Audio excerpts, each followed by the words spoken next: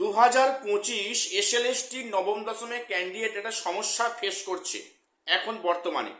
সেটা যাদের ভেরিফিকেশান আগামী 30 তারিখে আছে ইংলিশ, লাইফ সায়েন্স এবং ফিজিক্যাল সায়েন্সে, সেখানে ইন্টিমেশন লেটার ডাউনলোড হচ্ছে না, সেখানে সার্ভারের সমস্যা হচ্ছে। এটা কেন হচ্ছে, এর সলিউশন কি আছে, তোমরা লেটারটি কীভাবে বের করবে, অন্য কোনো রাস্তা আছে কি না, আমি আজকে সে নিয়ে ডিসকাস করছি। পাশাপাশি বলবো 2025 এসএলএসটি নিয়োগ তো হবেই, কোনো সন্দেহ নেই, কিন্তু যেটা একদম বাস্তব যে এই সরকার যেটা করতে চাইছে এই ওবিসি কেস সম্পর্কে, সেখানে কিন্তু একটা মারাত্মক বাস্তব সমস্যা ফেস করতে হবে। সেটা কাটিয়ে নিয়োগটা কিভাবে সম্পূর্ণ হবে এবং এই নিয়োগের ভবিষ্যৎটা কতটা সিকিউর হবে, সেটা নিয়ে এখন প্রশ্নচিহ্ন ওঠা শুরু হয়েছে। আমি সেটা নিয়ে আজকে বলবো। পাশাপাশি যেটা বিষয়, রাজ্য সরকার কি সুপ্রিম কোর্টে গিয়েছে ডেটটা এক্সটেন্ড করার জন্য 31শে আগস্টের থেকে, সেটা আমরা কিভাবে জানবো, বা আদৌ সরকার থেকে কোনো স্টেপ নিচ্ছে কিনা। বিশেষ করে যে সমস্ত ক্যান্ডিডেটরা এবারে উত্তীর্ণ হয়নি বা কাট অফ ক্লিয়ার করতে পারেনি, তার সংখ্যাটা কিন্তু প্রায় 1000-এর বেশি। যেনারা 2016 ইন সার্ভিস টিচাররা কাট অফ ক্লিয়ার করতে পারেননি, সেই সংখ্যাটা 1000 টপকে যাবে।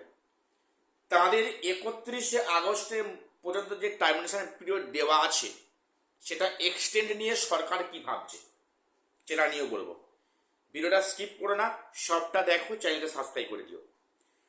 আজকের যে সমস্যাটা সকাল থেকে আপনি অনেকেই এসএমএস বা কমেন্টস করেছো, যে এসএসসির ওয়েবসাইট থেকে ইন্টিমেশন লেটার ডাউনলোড করা যাচ্ছে না, গতকাল বা পরশু অবধি হচ্ছিল, আজকের থেকে কাজ হচ্ছে না, তাহলে আগামী 30 তারিখে ভেরিফিকেশন আছে, আমরা লেটারটি কীভাবে বের করব, অন্য কোনো রাস্তা আছে? আমি এর উত্তরে প্রথম বলি, যেটা ফেস করছো সেটা আমি আজ সকালেও দেখেছি, সমস্যা একটা আছে, ক্রিয়েট হয়েছে। এটা নিয়ে টেনশন করার কোনো কারণ নেই। আজকের 28 তারিখ, এখন আজকের দিনে এই পরিস্থিতিতে কিন্তু একটা সার্ভারের ইস্যু হচ্ছে, সমস্যা কিন্তু হচ্ছে। অর্থাৎ সেখানে এসএসসির যে সার্ভারে কিছু মেনটেনেন্সের কাজ হচ্ছে, যার ফলে এটা সাময়িক সমস্যা। তোমরা বিকাল থেকে ট্রাই করো, আশা করি সমস্যা কিন্তু হবে না। এটা নিয়ে অহেতুক চাপ টেনশন নেওয়ার কোনো দরকার নেই। এটা সাময়িক একটা টেম্পোরারি একটা প্রবলেম হচ্ছে।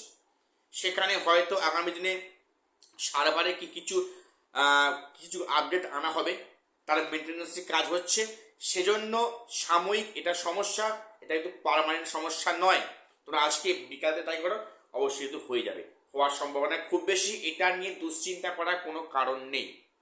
এটা এসএসসি সার্ভারের সমস্যা, আর এছাড়া অন্য কোনো পথে এই লেটারটি পাওয়ার কোনো অপশান কিন্তু নেই।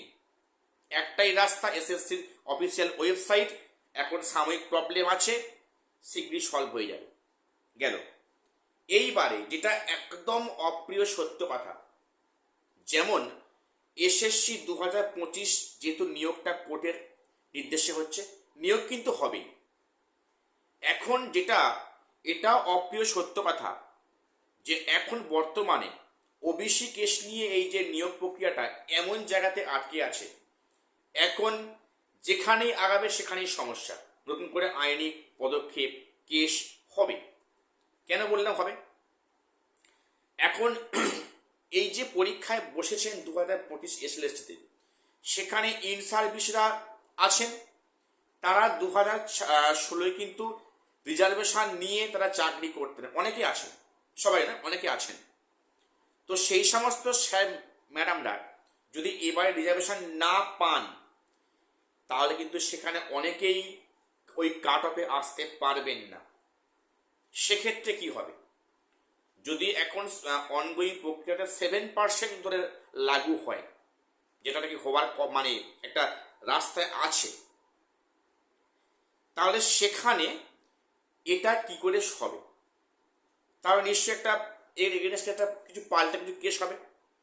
আবার যদি এমনটা হয় যে অনগোয়িং প্রসেস 17% হয়, 17% যদি হয়, তাহলে যে আইনটা বলবৎ হয়েছে 7% ওবিসি রিজার্ভেশন, সেক্ষেত্রে যখন এসএসসি যখন বিজ্ঞপ্তি প্রকাশিত হয়, তাহলে সেখানে 7% ধরেই হবে হওয়া উচিত।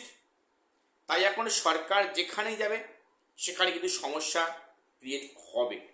সত্যি কথা বলতে কিন্তু বাস্তব পরিস্থিতি এটাই।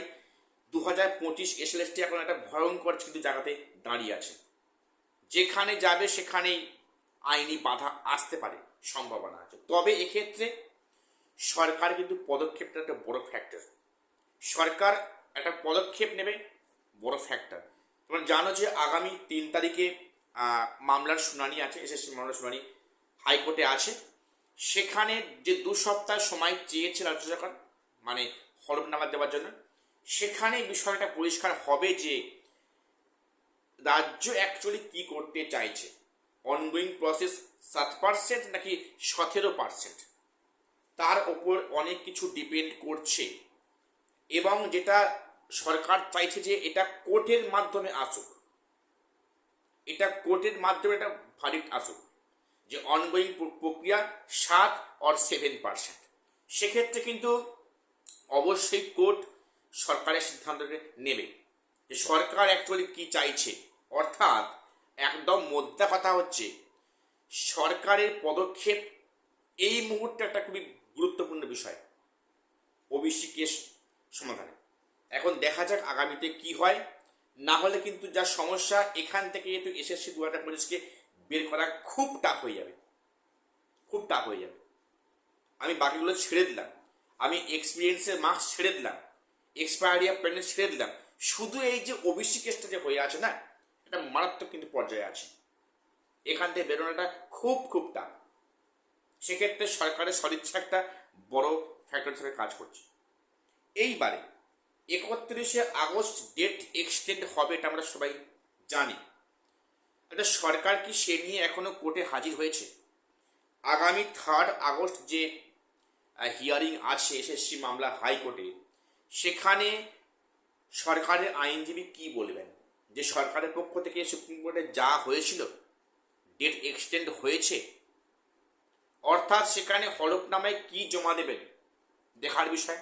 আমাদের সেদিকে প্রত্যেকের নজর থাকবে যে 3 তারিখ মানে এসএসসি আইনজীবী উনি কি প্রকাশ করেন কোর্টরুমে, যে সেখানে এই এক্সটেনশন নিয়ে বা এই চলতি নিয়োগ নিয়ে সরকার কি ভাবছে, সেখানে কি হলফনামায় জমা করে।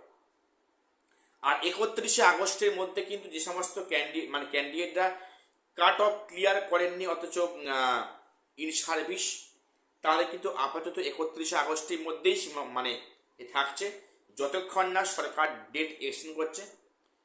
কিন্তু আপাতত এখন যে পরিস্থিতি 31শে আগস্টের মধ্যে কিন্তু ওনাদের মধ্যে মানে এটা থাকছে।